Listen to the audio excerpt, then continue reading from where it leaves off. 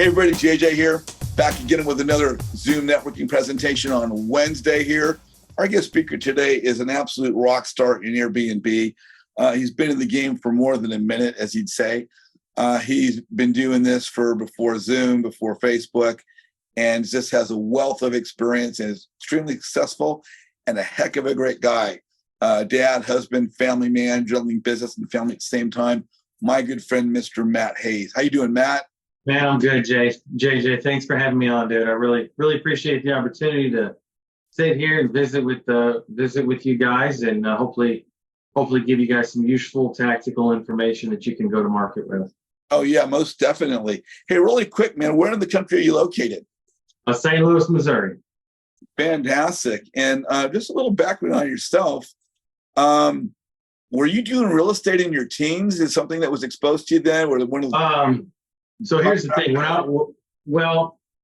We got to go back a little bit further. So I started my first business when I was 8 years old. When I was 8 years old, I decided to go across the street and pick corn, which I thought to be sweet corn. I loaded up my wagon and I went door to door and I started selling this shit. Turns out it wasn't sweet corn. So I learned real quick that the quality of the product. So there's a couple things wrong there. One, I stole the corn. Two, it wasn't sweet corn. So, but I have always been an entrepreneur. It's been in my bones. My family's entrepreneurs, all the way back to my great grandfather in the dairy business. So, but as far as real estate's concerned, man, when I was 19, 20, is really when it became crystal clear to me that real estate was the path to wealth. And mind you, how did we learn back then? We didn't have Zoom, we didn't have Facebook, we didn't have Instagram, no YouTube, none of this stuff. You learn from talking to people. We didn't really have a whole lot of events. We didn't really have coaches. The only coach out there at the time was Robert Kiyosaki, and I was one of the early students in Robert's program, back when Robert was in the program as one of the coaches. Anyways, so back then I picked up the purple book. I think that everyone's read that thing twice, cover to cover. Actually, the first one I read was Who Took My Money? Then I read Rich Dad, Poor Dad. And from that moment on, man, I was a real estate investor. I didn't actually cut my teeth until I was 23 years old, which was 17 years ago or 18 years ago now. So was that your first deal at that time, or? That was my first deal. That was my first real estate transaction. But I considered myself a real estate investor because that's what it takes. You have to stand up one day and say, I am a real estate investor. This is what I'm going to do. So I started learning and educating myself as much as I could, running numbers and scenarios. And my wife, and I'm a note taker. I always have a notebook with me. It's my thing. I always have one. And I still, to this day, have my early notebooks where I was crunching numbers and going back and how I was doing. What are my rehab budgets? What am I going to rent for? Et cetera, et cetera. And was that first deal a rehab, or was that an Airbnb? Or no, man. Airbnb, dude, that's a new thing, bro. So back then, no, it was a long-term rental. So my first deal was a land deal. My second one was a long-term rental. So first one, I purchased some land and I rented it back to the homeowner that was next to the land. And I did the traditional right. I went and got an attorney and he drew up all this paperwork. And anyways, then the second deal was another land deal.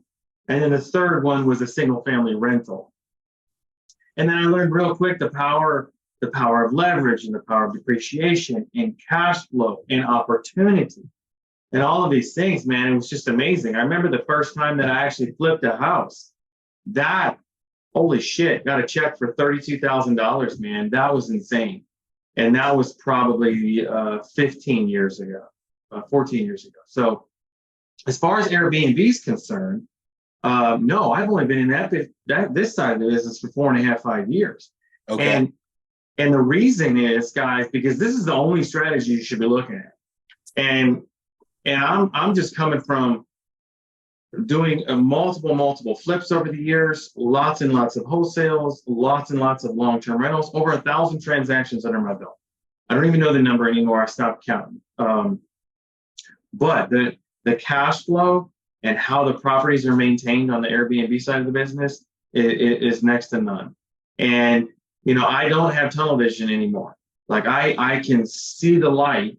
And I think that's the mistake a lot of real estate investors make. And of course, I got this presentation, but I love this open dialogue.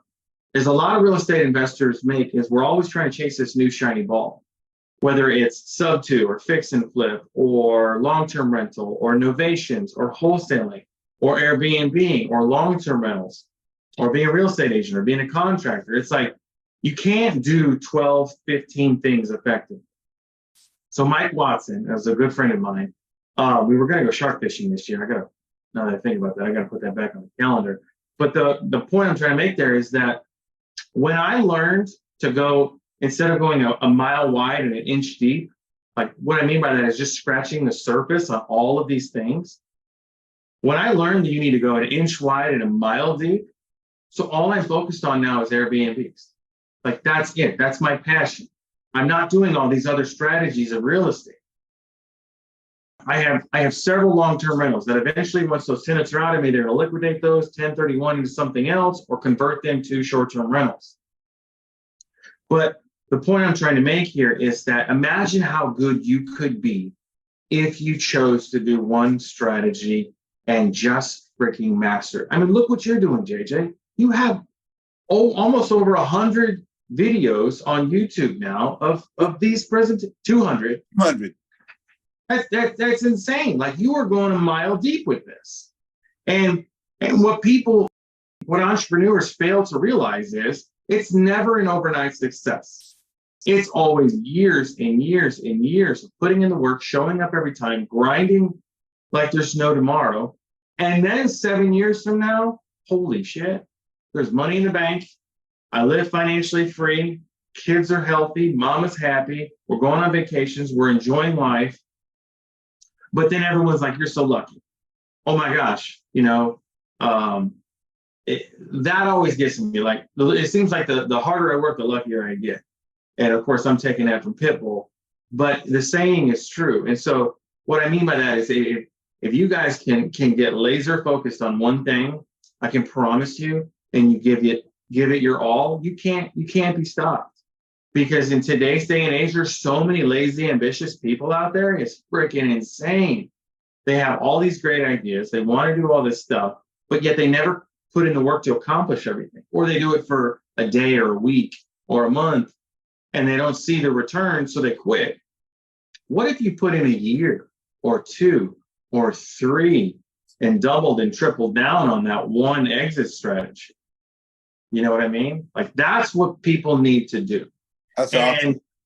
Anyways, I could get on that soapbox all night long, but I know you guys want to talk about Airbnb, so I'm game for that whenever you're ready. I'm loving that because, as you said, I've been doing this now for God.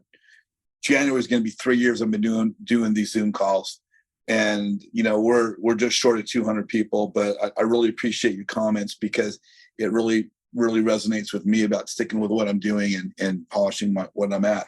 Hey, what I want to talk about for just a second is, you're not doing this alone. As you got this, and I'm talking, you're successful. You're very successful. You've got, you've done thousands of deals and have hundreds of properties.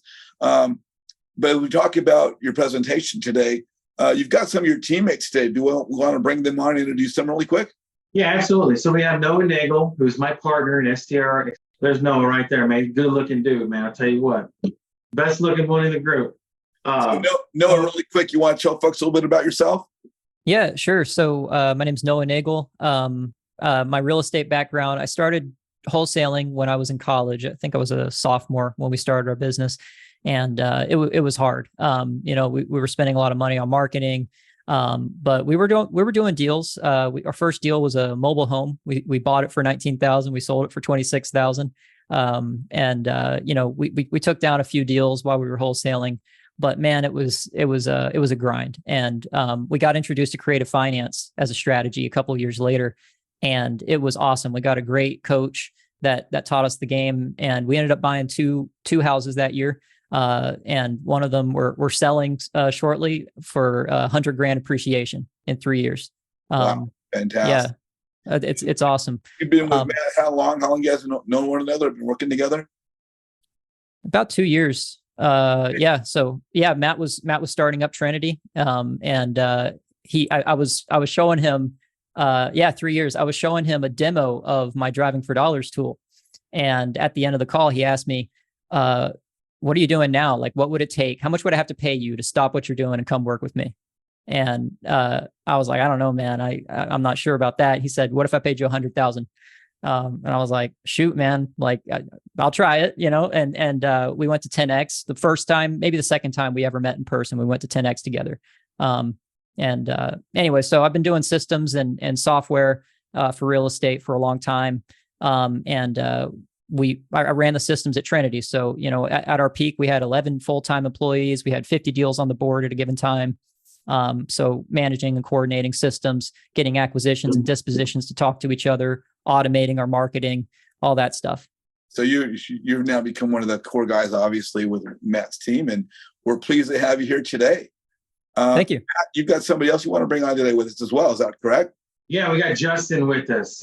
He is our setter for STR Accelerator Academy. So he's the one that gets to talk to everybody and see if they're interested in achieving financial freedom. Fantastic. Justin, you want to give us a little background on yourself? Sure, why not? So again, my name's Justin. I'm the newest guy on Matt's team. I'm the appointment setter. So my job is just connecting with everyone that joins into our Facebook groups and stuff like that, and finding out exactly where they're at, what they need help with, and most importantly, how we can get them on the book with Matt so that, as Matt said, they can go through and figure out what steps they need to take to get to that financial freedom that they want. Because as Matt said earlier, a lot of people are starting to see that Airbnb is definitely the way to go versus your long-term rentals. And so it's such a growing market. And there's just, tons upon tons of people that are wanting to get into it. So I help put them in touch with Matt so we can get them on the right path. That's fantastic. So Matt, let's jump into your presentation. Matt, I'm going to step off to the side now, let you guys take control of the call and share your screen. And if need be, we'll adjust a little bit. But Matt, you guys are up. It's up to you. Take it away. All right, sweet. Can everybody see that okay? Looks great. All right, so what is the AirBNB Codex? We're going to dive into that today. This is a process, then a system that Noah and I put together so that we could target the number one problem that everybody has with Airbnb. And that is, where should I look and what kind of property should I look for? So where in the United States, or where in the world for that matter, should I put an Airbnb? And then what kind of property inside that market? So it's market and property. This is my family, guys. And here's the thing, I am just a normal guy. I graduated high school. That's it. That's all I got. We love going to the beach, to the mountains, anything outdoors we can get our hands on. But enough about me. Let's dive into this. So why are you here tonight? I want you guys to start asking yourselves these questions. So are you looking for a way to generate more income for yourself or your family? Are you sick of the rat race? Do you want to scale to another level of real estate? Are you sick and tired of not making enough money? Are you sick and tired of tenants destroying your properties, late on rent, all the headaches? Are you sick and tired of being sick and tired? So what I want to do is I want to show you what is possible. And right here, I've got two properties I'm going to share with you. I have a lot of properties, but that doesn't matter. What matters is these are real numbers. This is a screenshot from a booking on this property right here. Now it's going to pull me off this screen, but I want you guys to see this. Look at this property. What are you noticing? It's nice. It's clean. It's put together. It's got some amenities. It doesn't have like hot tub and pool, and it's not near the beach or the mountains.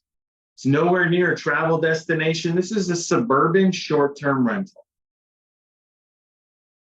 That is all this house is. So my all-in on this guy was $215K. So that's the purchase price. That's some minor repairs that we did. And that's the furniture. This house appraised for probably $250, $265. So I've got some equity in the deal.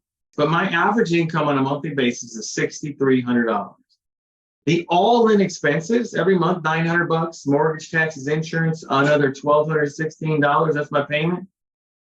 Guys, I'm doing 6,300 gross. This is my net, $4,000, $50K a year off of a house that I paid $215,000 for. Are you freaking kidding me? Like, why would you do any other strategy? Why would you be beating yourself against the wall doing a flip, trying to do 2 or 3 flips a year? All those trips to Home Depot, all those contractors, all those decisions, when you can keep that damn house and do 50K every single year, year after year. And that doesn't even include the appreciation in your internal rate of return. This right here, Bellerive Estates. This is the graffiti house. Let me show this guy to you. You guys are going to see a theme here. You know, I'm so sick and tired of the white and gray theme. I want some color back in my life, dude. But here's the thing. We call this a graffiti house. Real simple. We had a local graffiti guy tag this in the basement for $500. I got another property he's doing tomorrow. Same thing.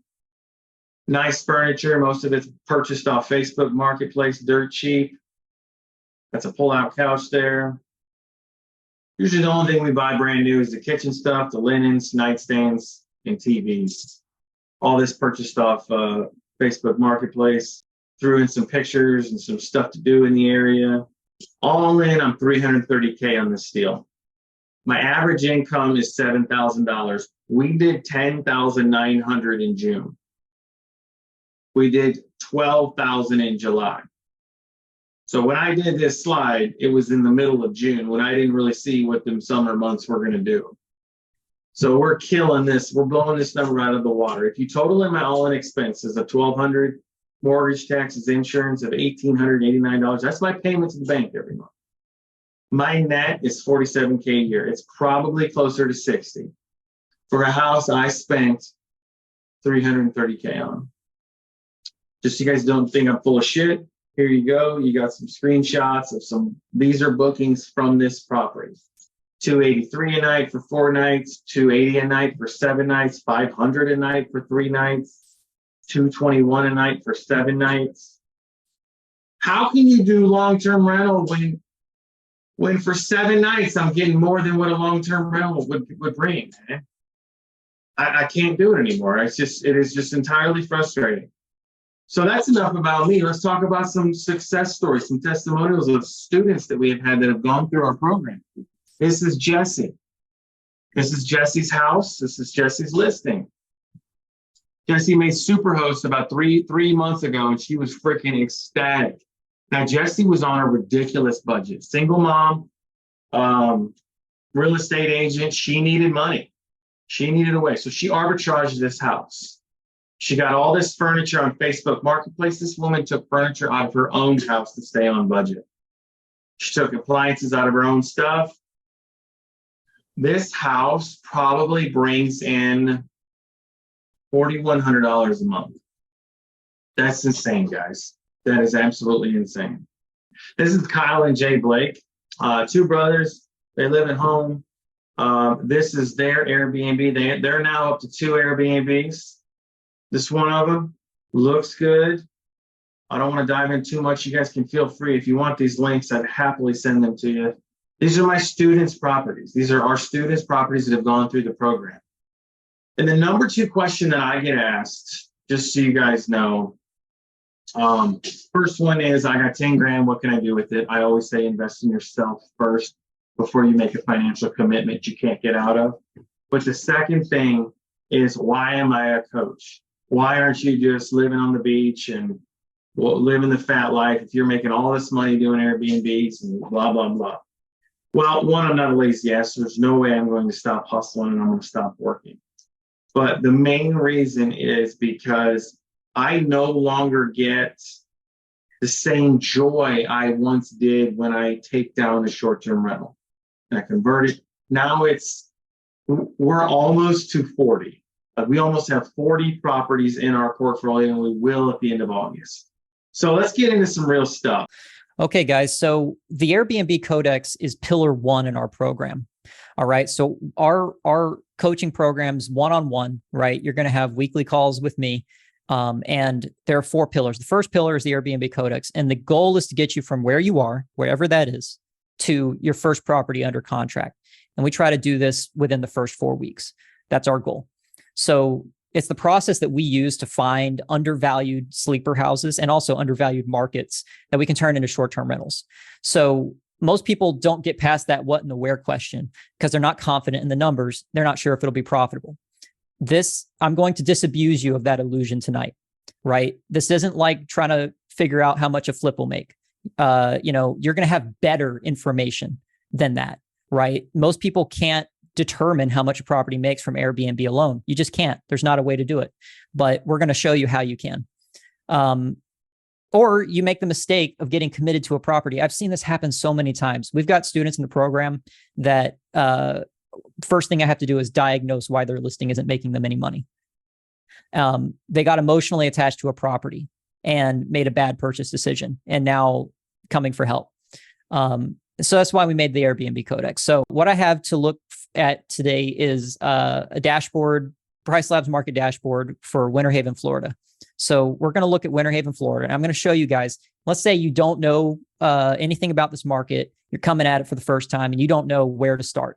So with Price Labs for $10, you can get a market dashboard. What Price Labs does is every single day, they scrape the entire Airbnb website, every single listing, and they're looking for changes in property status. They're looking for changes in price. They're looking for blocked out dates, and they're using that information to figure out down to within a fairly narrow margin exactly how much money that property is making every single year. If you knew exactly how much money the Airbnb down the road from you is making every single year, that would be a pretty useful thing to know if you're deciding whether or not you're going to buy another house, right? So this is what Price Labs gives you. Most people don't even realize this. Most people who use Price Labs don't even realize this. But let's look at some basic information. First of all, the estimated revenue for the entire market, including single rooms, studio apartments up to 7-bedroom mansions, the average is $23,000 a year. That's not much, right? But I'm going to show you guys firsthand the difference between a superhost professionally run property and the average. So it's possible to fail here. A lot of hosts are just, Joe Schmo. They're not professional investors. They've got a spare bedroom. They've got a spare, house that's not getting used, a vacation home, and they're not making the best decisions. The bar to achieve excellence here is very low. Every single market I've seen, the bar has been low. It's so easy to achieve excellence here. But let's look at this map. So on the right side, we have a bar chart. It ranges from green to red. This represents the nightly rate. So if I'm coming to the first time to this Winter Haven market, I'm trying to figure out where should I invest? I don't even know where to start. Is this neighborhood better than this neighborhood? Guess what? I can look at this map and look for clusters of red dots. And that's going to indicate to me where the most profitable properties are. Where are the highest nightly rates? So just looking at this, intuitively speaking, it looks like maybe the southeast quadrant might be the better place. There's just more red dots in that bubble. So what I'm going to do is I'm going to actually say, all right, well, I don't want to compare myself to the entirety of Winter Haven. Really, what I should be comparing myself to are the top performing properties in the specific area that I'm looking at, because I'm trying to run comps, right? I'm going to make purchase decisions based on this information. So what I'm going to do is I'm going to draw a little box around this section. I'm just going to do, right here, and narrowly focus it in. And I can get more granular with this if I so wanted to. I can actually see the specific data for any individual property. So let's say I'm looking at a property that's for sale right here, or I just locked up a sub-2 deal that's right here, and I want to see maybe Airbnb is a good exit, right? And I see down the road, okay, that property's only made $4,000 this year, but we can look around. Here's one. It made $40,000. That's above average. It's a 3-bedroom. It's got 242 reviews. It's got an 88% occupancy rate. That's actually a bad thing. If you've got an 88% occupancy rate, your price is too low. You want your occupancy rate to float between 65, 75. That indicates that you're on the right side of that supply and demand curve. But these guys could raise their price and they'd make more money. But all right, so we've kind of cut the Winter Haven market into a little bit of a segment here. Let me do that one more time. Yeah, we'll just look at what's south of this road and see where these top performers are. So then I'm going to scroll down to this chart here. And I'm just trying to get a sense. I've got a property in this area. I want to figure out how much I could potentially make. Click on column filters. We'll throw in the estimated revenue and the estimated percentage occupancy columns. And then I'm going to sort by estimated revenue. Let's see how much these properties are making. So every single time I do market analysis with one of our students, I see this. There's one top performing property that's just punching way out of its class, so much more money than the next few. And that's because there's something special about it. What I'm going to do, and we can click through these, but I'm not going to do that right now. I'm actually going to broaden this up so that we get a little bit more to look at and grab that this whole section here. And then we go back down, estimated revenue. So what we're going to do is we're going to compare ourselves to the top performers, right? All that it takes to be a top performer is to have a decently decorated property with professional photos, a good title, and that's about it. It really is such a low bar to clear. But these properties are making anywhere between 40,000 to 140,000 in this case. This guy's an outlier. I'm not going to consider it for my analysis because there's probably something special going on with it. Well, actually not. It's just a waterfront property. This is actually something that I see a lot. There's some qualities of the top performers that you'd want to achieve. So what I'm going to do is I'm going to open up a few of these Airbnb listings. And what we're going to be looking for are what are the common attributes? What are the common qualities that these properties have? Because if I'm going to be setting up a property and I want to use these as comps, I want to make sure I have that attribute too. If these are all waterfront properties, I want a waterfront property. And if I don't have waterfront property to compare myself to, it's not fair for me to look at these numbers and say, hey, I'll make that much, right? I want to find a comp that has the features that I have. So let's open these up and let's see what's going on. Are they on the top 10 of the 80 or so properties that I have selected? Waterfront, dock and hot tub. The first photo, which is the most important photo, is a pool. It's not the inside of the house. This is important because when someone's going to Airbnb and they're trying to find a place to book, they're going to see a list. They're going to see a map on the right if they're on a desktop, and they're going to see on the left a bunch of properties that show up when they put in where they want to go and when they want to go. And you get two pieces of information to get them to bite. You get your cover photo. That's the most important one. And you get a title. That's all you get to get them to click on your listing. So once they click, then you can try to, wow them with the rest of your listing. But that's the most important two things. And that's the first two things that I have to diagnose with every single one of my students who has an underperforming property. I have seen students instantly get more bookings just from changing out the cover photo. So let's look through and see what's going on here and ask ourselves, is this something that we can achieve? First two photos are outdoor space. Just take note of that. On the inside, ask yourself, is this property furnished such that you think it would make $140,000 a year? Not really, right? This is a normal looking house. There's nothing super special going on with this one, and it's making $140,000 a year. Look at these pictures. It's kind of got like a, coastal look to it. Again, nothing that special. These are funny looking beds, but nothing really that special. Another one, outdoor space. Notice the title, dock, Legoland. There's a Legoland in Winter Haven, by the way. Lake access, right? There's not a single picture of the inside of the property in this first set of photos. And this place is making, I think this is the third or fourth one, 56 or 55,000 a year. Here's another one. I've seen this house a few times. Legoland, Roaring Twenties house, lake house with pool.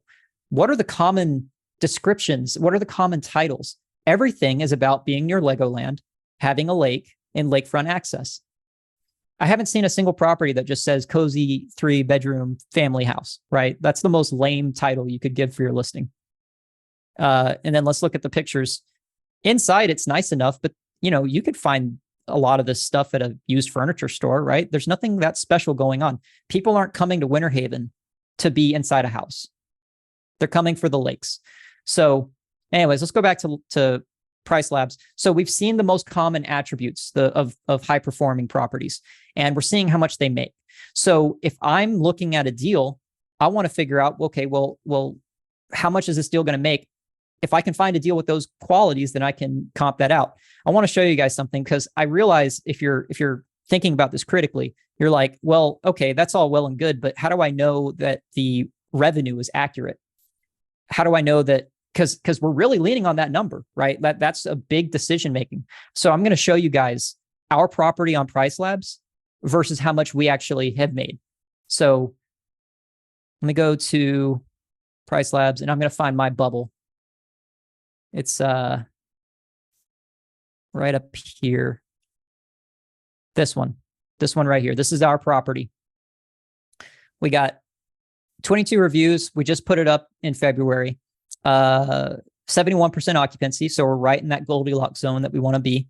And according to Airbnb, we've made $17,860 this year. So let me go to my listing, or actually this would be under transactions, transaction history. So we started in February. We haven't had a full year worth of bookings yet, but we got paid out $19,413. Go back to Price Labs. What was their guess? $17,860. And we still have a payment processing. So if we take the $19,413 and subtract $1,422 that hasn't been paid out yet, we're at $17,991. $17,991. The revenue estimate from Price Labs is $17,860. It's like $100 off. So you can trust these numbers when you're running your analysis. And I've done Price Labs market analysis for so many areas. One of the other things that you need to be careful with is what about seasonality? So I'm going to select a bunch of properties here. Actually, I already have one, so I'm going to just use the one I have. I'm going to grab the top 10 properties in that area that I was looking at, and then I'm just going to apply a filter. This will cause all of the rest of the data to be updated. So you remember when earlier it said something like 22,000 average revenue? What about the top performers? How much are they making? The difference between a low performing property and a high performing property is roughly 20% boost on all metrics. So here, the top performers are making 53,000 a year. Their average estimated occupancy is 75%. Their nightly rate is $241. This is another question I get. What do I set my base price to? Right? I don't know how to set my price. What do I set my price to? Well, get your comps and use the ADR. That's the average daily rate. And this is the average of the average daily rates. Also, we have really important seasonality trends. Most markets are seasonal in some way. Florida is unusual because in Florida, people come during the winter. They're not so happy about being in Florida in the heat of the summer. Most markets where it's cold in the winter, it's the opposite, right? The only time people come is in the summer. So let's look at this. This is the average revenue for the top 10 properties. So just notice the curves here. May, 4,000, June, 3,600. And then it's dipping. It's going down as it gets into August and September. And then it starts going up and it peaks in March. That's kind of unusual, right? Most places it peaks in June and July. And then it goes down. And then we've had a very good summer so far. But yeah, so if you're planning on getting a property and you find that, okay, well, it'll make X amount per year, but let's say you're doing rental arbitrage, or you've got your sub 2 deal and you figure out, okay, well, my all-in expenses for the month is $2,500. Well, if one of these bars dips below $2,500 for those top performing properties, guess what you're going to have to do? You're going to have to pay money out of pocket to afford your bills that month because you're not going to get enough revenue from listings. So you can hedge against this by setting aside money in the peak season. And also this helps you set your expectations correctly. If I were to buy a property in Central Florida and get it furnished and go live in the midwinter, I'm going to get above average performance. I'm going to get more money than I thought I should expect. And that's because that's peak season. I'm not going to want to go get a car payment that all of a sudden I'm not going to be able to afford because I haven't expected for the lows in the summer. And this market is actually not so volatile. I've seen markets where it dips from like 70%, 80% average occupancy in the peak season down as low as 10%, right? That's, $500 maybe, right? For most listings. That's really bad. There's all kinds of numbers we could get into here, but this is what you need. If you're looking for the equivalent of Zillow to look at Airbnb performance, this is what you should do. So let me go back to our presentation. Okay, this is interesting. So that list I was going through on Airbnb, I compiled the titles with the intention of trying to show what are the common things that you're seeing? Lakefront, pool, near Legoland for the top 10 earners in the town. What are you going to put in your title, right? So as you're going through these properties, you can ask yourself these questions. Can you copy these at the very least, right? The bar is not that high. Can you do better? Probably, hopefully.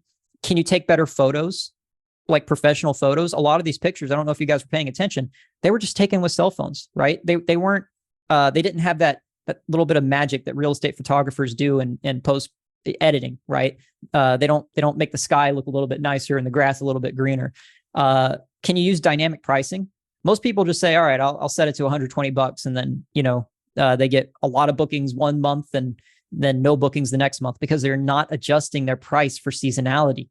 Can you add extra amenities? Matt just adds an arcade cabinet to every one of his properties. And just like that, he's got something special. He's got something that people are going to remember. They're going to remember playing Donkey Kong. Are you on multiple sites? Airbnb is not the only booking site, guys. Just to kind of put this in perspective, if you're on Airbnb, let's say you get 70% of your bookings there, you'll probably get another 20 or 30% from VRBO. In some markets, it's completely switched, right? So when I'm looking at the analysis from Price Labs, I have to kind of take those high occupancy numbers or the low occupancy numbers with a grain of salt, because if these hosts know what they're doing, they're not just on Airbnb and they're not being counted as booked income on Booking.com, or maybe you have a direct booking website, right? You could achieve 80-90% occupancy across all platforms, and it only look like you're at 60 on Airbnb. Okay, so find a bunch of candidate properties. Go on Zillow, or however you guys acquire them. I know at Sub2, you guys have some creative tricks up your sleeve that not everyone's going to have access to. But let's just assume, keep it simple, you're buying a property with a bank, right? The most straightforward form of real estate transaction, right? You're buying a property. Is it turnkey, right? We're not looking for distressed properties here. Unless you have experience renovating, your goal is to beat the clock, because every month that you spend holding that property, you're not making money from it. And you're potentially not making a lot of money from it, right? You see what the monthly incomes look like from these properties. It ranging between $7,000 a month in some cases to $3,000 or $4,000 a month. So just consider that as holding costs. That's the opportunity cost. Is there an HOA? Matt will tell you until he's blue in the face, don't buy a property with an HOA. They'll change their bylaws just to get rid of you. Don't buy a property with an HOA. No regulations, or you can deal with them. So the way you find out, you don't Google it. You don't go on Facebook. You don't post a group question. You don't go to Airbnb and say, okay, well, there must not be any laws because there's Airbnbs here. You don't do any of that. You just call the city or call the county if it's unincorporated, and you talk to the building and planning or building and zoning. It's something like that, and ask them, are there any regulations regarding short-term rentals? And they're going to know, because that's like 50% of their job is dealing with short-term rental regulations. If there is, if there's not, then that's, good news, right? There's no regulations, but there's a sense in which you want a little bit of regulation, because that means that the city's already confronted the problem, right? And depending on how they deal with that, if they just have you have a license or something, or you need to do an occupancy inspection before you go live, that's okay. That's actually securing you against the potential risk for future laws, because the city's already addressed the problem. Kansas City, Matt will tell you this, had no regulations whatsoever, and they got completely oversaturated. Every house on the block was short-term rental, and the cities and the people that vote on the laws got so fed up with not having any long-term neighbors and all the tourism that they banned them outright. And in a snap, all those properties, probably tens of thousands of properties in Kansas City, just immediately became illegal. They didn't escalate in a logical way. They just went from the two nuclear options, right? No short-term rental regulations to entirely banned. With short-term rentals, you can expect north of 20% cash on cash return. If you guys have experience with long-term rentals, you're probably thinking like, I get 10% and I'm happy. With short-term rentals, you can get 20% or higher easily in most markets. I have students all over the country, and I reliably find a market within 45 minutes of their house where you can nail a 20%, 30%, 40% cash on cash return. I have a little calculator. Matt will, send you the link with this later. But the last thing, you do want to hedge against the possibility of something going wrong. Maybe the regulations do change. Maybe something happens. Will it work as a medium-term rental or a long-term rental in case of an emergency? You need to at least be able to cover your base so that you're not bleeding money every month if the regulations change. All right, Matt, we're almost back to you. Sorry about that. I know I'm taking up a lot of time here. I have a case study here. This is our actual property, the one I just showed you on Airbnb. Here's the actual numbers. My partner, Katie, she's like an accountant, like not really, but she's got receipts for every single, screw that we bought for this property. Our purchase price, we bought it cash, was $220,000. Well, we bought it cash, but I ran the numbers for if it were a mortgage, just so you could, because that's what most people are going to be doing, or if you could create a finance. The down payment at 15% would have been $33,000. The mortgage would have been $1,542. That's 30-year fixed at a 7.5% interest rate. So, just regular bank lending. Closing costs about $2,000. Furnishing, we spent $25,000 on this property. We could have done less, but we were on a crunch for time. And so we went to Rooms to Go and put in a $15,000 order. Shouldn't have done that, but we did. So insurance, we spend $1,392 for the year. Taxes, $1,777. Utilities every month, about $350. The annual revenue on AirDNA, which is probably about where we're going to land, is at $49,800. So if you divide that out over 12 months, that's $4,150. Okay, well, that's cool, but you're going to be looking at multiple properties, and you're not going to have a way to square all these variables together to figure out which one's a better deal, right? If you just look at cash flow, you're going to be missing the value of the money that you're investing. So you can just use the cash on cash return calculator. That's the cash on cash return is equal to the annual pre-tax cash flow, right? There's tax strategies you can use to avoid having to pay taxes on this stuff. Divide that by the total cash invested, and it's just a straightforward, easy formula. It ignores appreciation. It ignores inflation. It ignores depreciation, right? Those are real, meaningful places that you're going to make money, but only when you sell. The results for our property, the annual pre-tax cash flow is $23,927 a year. The cash on cash return is 28.53%. Again, if you're used to long-term rentals, you're like, I've never, ever seen a cash on cash return number like that. Right? That's absurdly high. And that's just the nature of the strategy.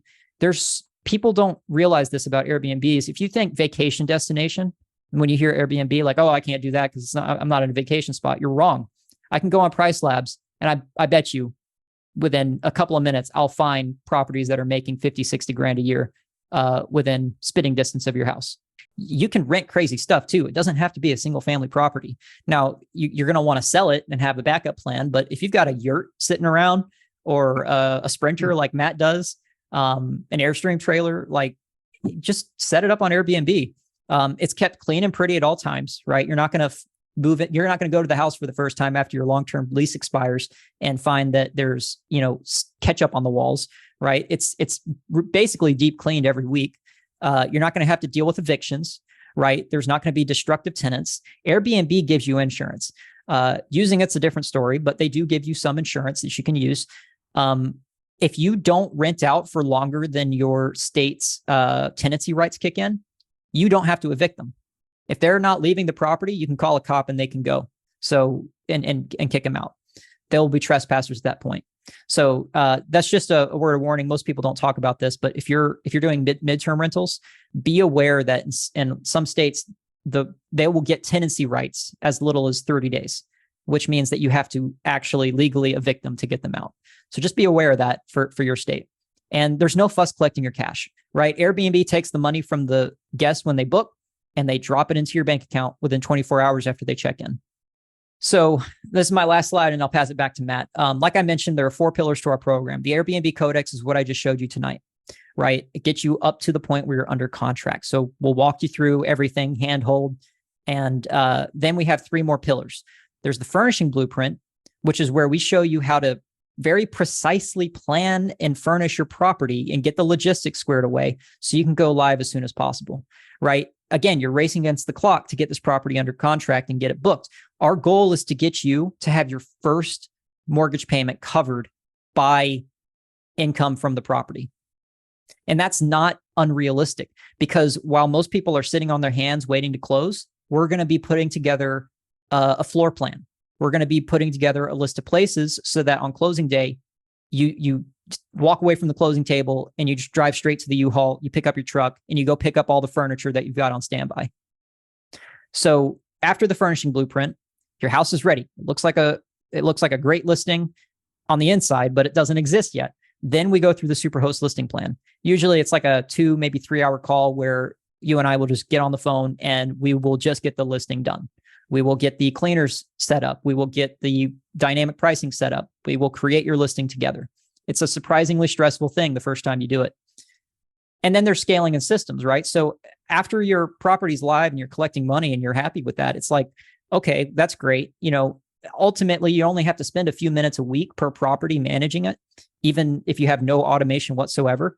But you will eventually, if you keep doing this, get to the point where it's starting to be a little bit of a hassle to manage all these properties. And the vast majority of the chores that you are responsible for as a host can be entirely automated away. It can get to the point where you only have to respond to very specific questions and everything else is handled, barring an emergency of some kind. Thanks, bro. Appreciate it, man. You killed that. So you're talking about the Superhost listing plan, and that it takes 3 hours or so, and that's your first one. And I remember when I did my first one, it literally took me forever. I made a million mistakes, et cetera, et cetera. But now we've got this thing like lasered down. It took me 45 minutes today from the moment I got pictures to get my property live. We have it down to it's just systematic now. We make sure we get everything covered. We integrated it with Guesty for pros. It'll be live on Verbo in probably 48 hours. Verbo takes a little bit longer, but Airbnb, you can have property up in seconds, and it's live and it's pushing it. And so that's something to just credit us that it's taken a minute to do this. But thank you, dear. But you got the right process in place. I'm telling you, it relieves the headache. And what I like to say is when I'm visiting with people is that we have 2 years of trial and error that we shortened to 24 hours. So the 2 years of trial and error, all the ups and downs and swings and parties and weed and all this stuff that kind of happens here and there, like we've condensed all of that to plop it into your listing. So the moment it goes live, you have all your bases covered.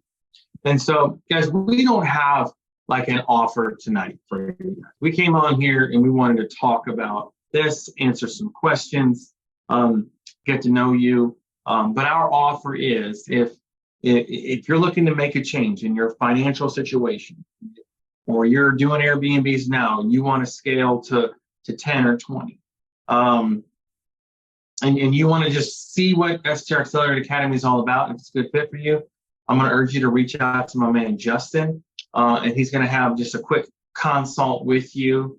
And guys, we do everything from an absolute beginner to I've mentored Chick-fil-A owners. I've mentored 7-8 figure earners. So like I get it. I'd love the opportunity to visit with you and see if it's a good opportunity. So let's jump into our Q&A. But before I do that, this is my QR codes. So if you guys can hold your phone up to the screen, if you're on Instagram, you can go ahead and follow me there. This Facebook one over here on the right, that is our Facebook group and community where we help answer questions and stuff like that. Cassandra Johnson, you are on with Matt and his team. What's your question? Thank you, JJ. And thank you guys for taking the time today. One of the strategies that you used as far as sourcing furniture and things like that from Marketplace, I've also used, especially because Alaska's hard. We can't get a lot of things shipped here. How do you feel like that affects your scaling though, and time to market? Like, do you really feel like the additional cost to just go buy new offsets, the additional time it takes to source? And how hard it is to replace those items when they totally get it. And so the biggest thing is I want to make sure that we're not buying everything from Facebook Marketplace. Kitchens, mattresses, and even beds. Those we buy brand new off of Amazon. So they come in boxes. I have never purchased, or I will never purchase another unfolded mattress that I have to carry upstairs or move around. They come in a roll. Amazon ships a mattress in a bag. But as far as kitchen tables and couches, I will never buy them from furniture stores again. The price difference is so astronomical. It's $3,000, $4,000 in a furniture store for a couch. It's $300 to $500 on Facebook Marketplace. And I get it. And this only works in 80% of the areas. Facebook Marketplace in some areas just doesn't exist. There's not a good inventory you might have. If you're rural, it's tough. My wife's sitting here. She does all the ordering and everything like that for all of our properties. But we do have 5 properties that she's working on this month. And so we've been buying all sorts of shit. So we have been kind of like stocking up a little bit on couches and some things like that. And that's for the more seasoned people that are churning butter, because you can always sell those if you make a bad buy, or like buy too many. Just put them back on Marketplace and move it out. But some of the stuff we get such a good deal on, and it's in amazing condition. It was Ashley Furniture or Carroll House or Rooms to Go or some of the really, really good quality stuff. People just want to get rid of it, man. And so anyways, I hope that answers your question, because it is difficult on scale. If you're doing, 10 a month, I mean, that's almost going to be impossible. But if it's 1 a month, not a problem at all. Thank you for that. I do have one other question. Is that against the rules? Can I ask another one? I don't see why not. Let's go. How do you guys like to underwrite for midterm rental strategy? So I'm not a huge fan. I'm not a huge fan of midterm rentals because of when tenants' rights kick in. I don't want to have to evict anybody. I do let it slide from time to time, but I am only going to use midterm as an absolute backup strategy, because I can still make more money doing an Airbnb and kind of a hybrid of it. For me, it's just the numbers. It just doesn't make that much sense to pay for the Wi-Fi, the trash, all the utilities and everything like that, and the house payments and all that stuff, and do the midterm, which it's only a little bit more than long-term rental if you look at the net number. So yep, exactly. I like to do 30-day blocks. I'm in Missouri. We're a red state. I don't know where everybody aligns politically, but it doesn't really matter. Red states are the best place to invest in real estate because they have better laws set in place for homeowners. My California people, JJ, I saw another California person here. You guys are screwed. If you go to try to evict one of your tenants and it's raining, they get another 6 months. Sprinkling, they get another 6 months, man. New York's even worse. I have friends. A good friend of mine has 12 Airbnbs in New York and wishes he never owned a single one because of tenants' rights. So anyways, that's my soapbox there. But if it all boils down to the numbers for me. So if the numbers make sense and I can protect myself in black and white and I don't have to evict somebody, then we're good. Gavin, you are on with Matt Hayes. What's your question? Hey, so first off, I want to appreciate you guys for this. I mean, you guys explained a lot and gave me a lot of information. I'm actually newer to real estate, so I actually have yet to even do a first deal. And you guys already got me pretty motivated with this. So I want to thank you guys for that. Well, awesome, Gavin. Thanks for jumping on it. Am I saying your name right, Gavin? Gavin? Yeah. Yep. My mom wanted to spell it with an O instead of an I, so okay.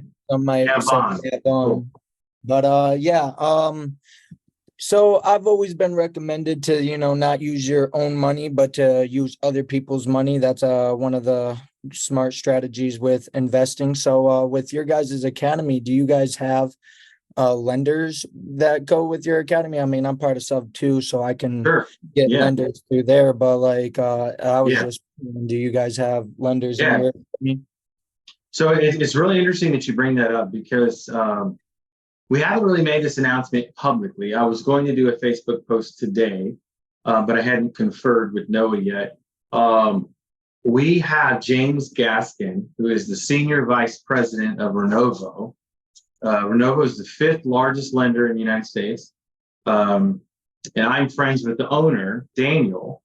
And so James has agreed to be our lending coach for STR Accelerated Academy. So James will offer lending services to our students.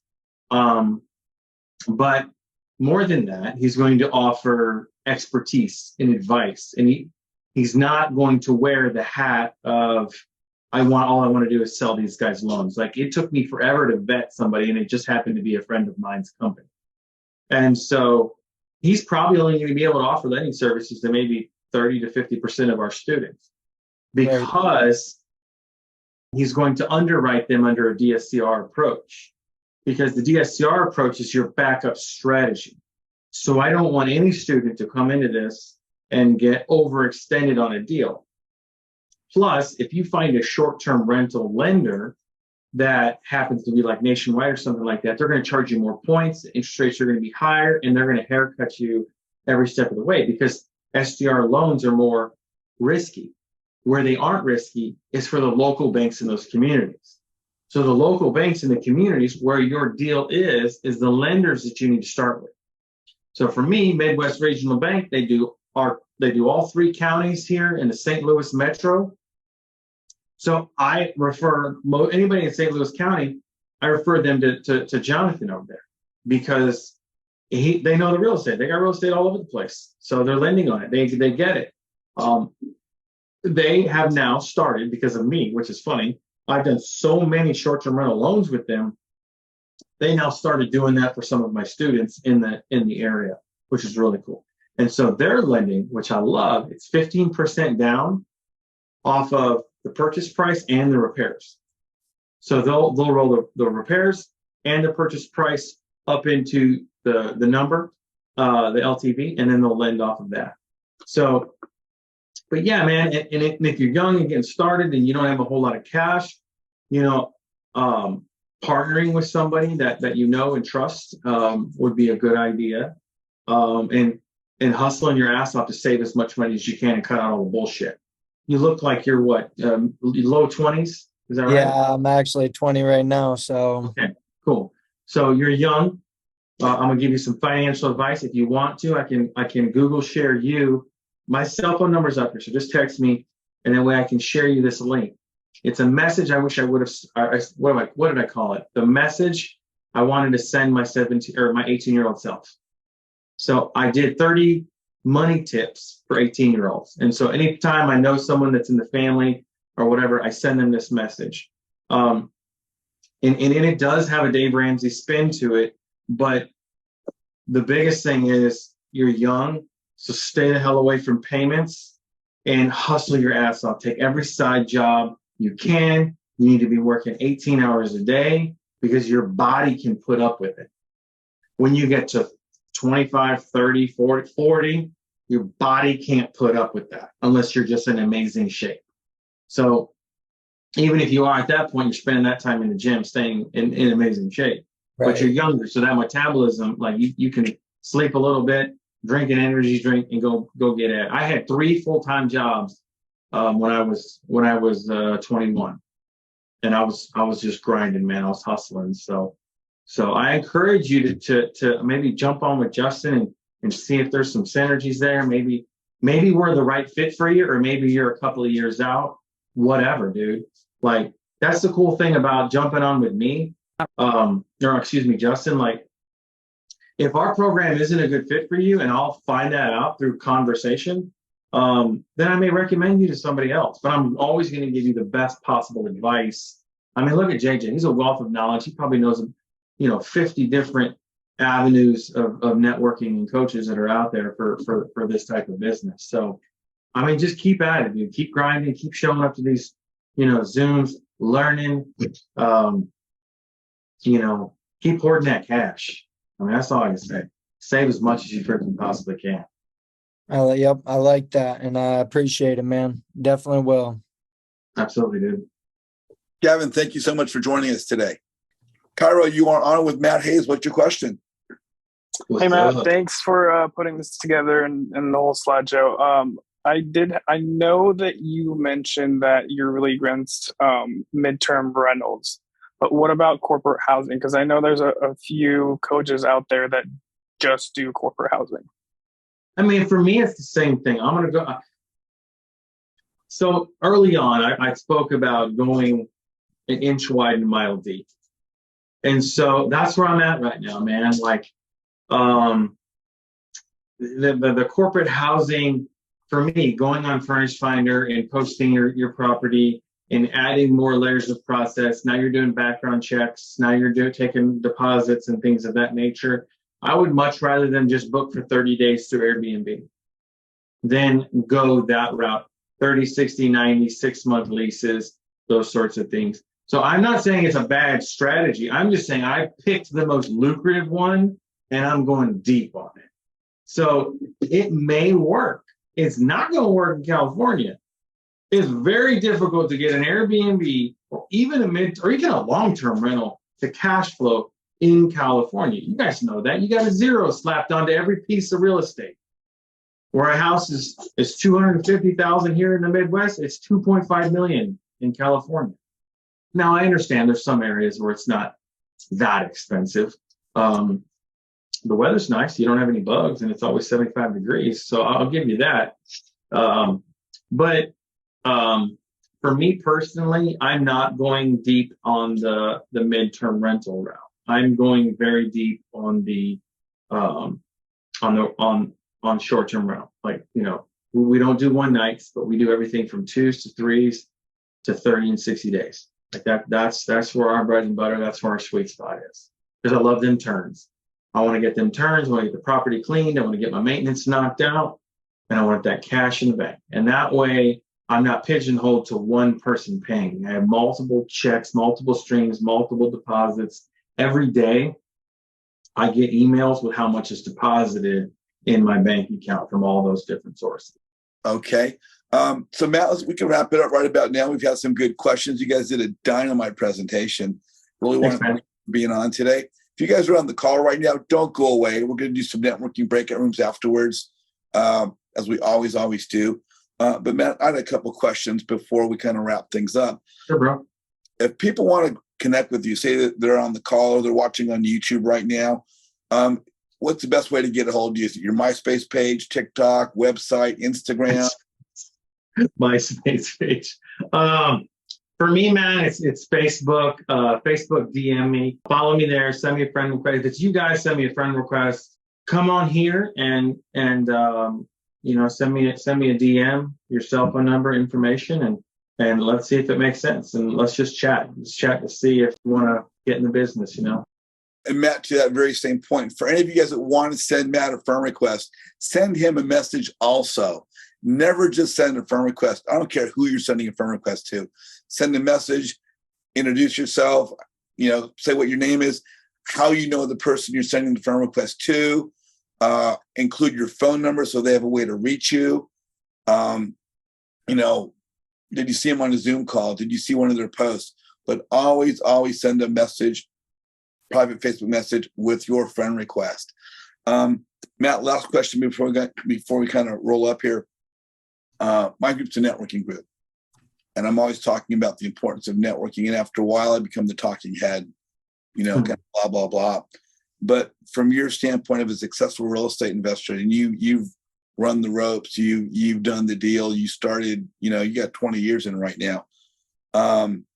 You and I met in Boston at an event where I made a point to work the room and go meet people and seek out the people that seem to be bringing value. You're obviously one of those people.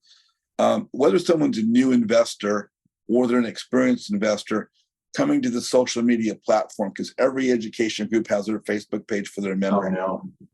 When people are coming to social media as an investor, whether new or whether experienced, what is the importance of networking and maybe joining a group like mine to make their business successful?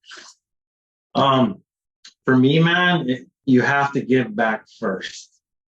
And if you're new real estate investors, it's a little bit more difficult, but everybody's good at something. What I would encourage you to do is to be the most valuable in the room. So whether that's Facebook groups or RIAs or meetups or whatever it is, you need to figure out how to offer value. So rather than take, You need to give, and then you will receive. And for those of you that are in this business, you need to get up on a platform and you need to scream what you do, because Grant Cardone is right. The best known beats best. So you might be the best at your space, but if nobody knows who you are, you will never be the best. If you can get out of your comfort zone, walk up to somebody you don't know, act like a 5-year-old, and just say, "Hi, I'm Matt Hayes." That's it. Start because everybody that goes to these events, nobody usually knows each other. Even if people are in a group, they generally don't even know each other. And get your throw up down to 20 seconds. You know what I mean? Nobody likes a 10-minute intro on talking about themselves. So humble, leave the ego at the door, walk in. That's coming from Jason Medley, a good mentor of mine.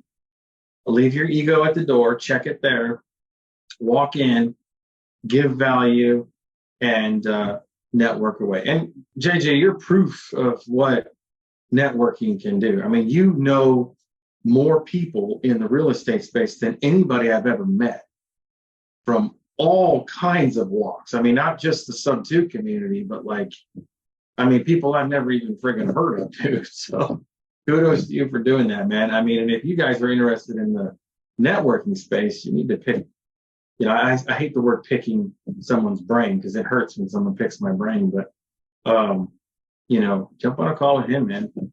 All he does is give his time. That's what he's doing here tonight, right? Thank you so much, Matt. I get asked all the time, how come I'm not charging? And my take back is going to be through building relationships. And you guys, kind of like what Matt says, is you need to make yourself visible. You need to make the connection. And I always talk all the time, don't chase the deal, chase a relationship. And if you think you have nothing to give, what you have to give is your heart and your friendship and your personality. Yeah. Just be true and genuine in who you are. Be consistent in who you are. And that's going to show through over time. Do we make mistakes? We all make mistakes. I make mistakes. We stumble, but we just got to pick ourselves back up, brush ourselves off, and continue to be consistent. And, Matt, you said something along that line to start the call about keeping going. So Matt, I just sincerely want to thank you for coming on today. Justin, Noah, you guys were awesome. Thank you so much for your team and the value you bring. You're a friggin' rock star beyond belief. And we're honored to have you here. Thanks, bro. And more than that, I'm honored to call you my friend. Yeah. Because, to me, that's the most important thing in the world. And I sincerely mean that. So thank you so much. If you guys are watching on YouTube right now, please like Matt's video. Please put some comments down below about what your takeaway was, what you found valuable. If you guys are on the call right now and you want to connect with Matt, reach out to me. Matt may be around, or the guys might stick around for the breakout rooms a little bit. But if not, connect with me. I will connect you with Matt. Again, Matt, thank you so much.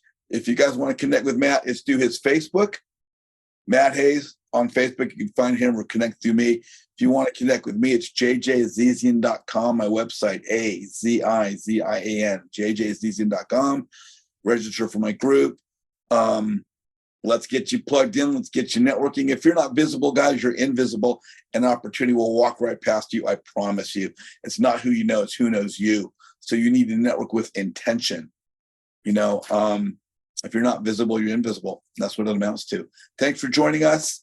Matt, we'll see them in the future, right? You'll be back and I'll be back. Hey, buddy. 100%. Thanks, guys. We'll see you soon.